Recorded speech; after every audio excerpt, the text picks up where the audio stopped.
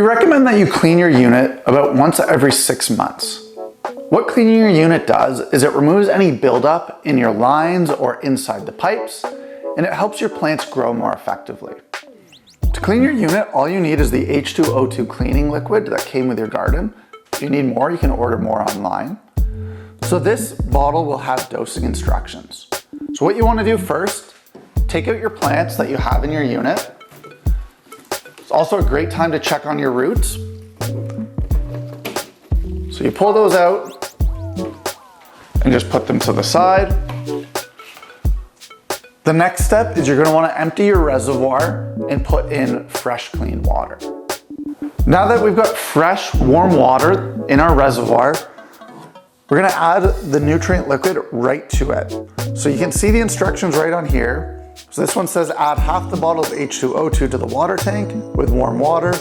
Remove plants and run system for 10 minutes continuously by bypassing the pump timer. So I'm just going to pour about half the bottle right into the water. And then to run the pump timer continuously, or run the pump continuously,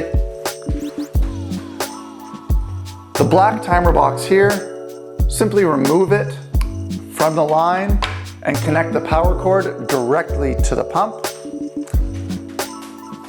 And with that, the water will start running. There's nothing else you need to do at this point except for let it run. It's a great time to wipe down the top of the unit and check those roots, other maintenance you can do while the unit is empty.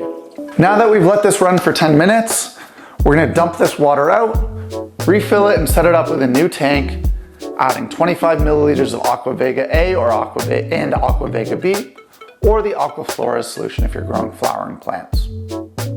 Once you've done that, simply reconnect the timer like you did when you set it up the first time, and you're good to get growing again.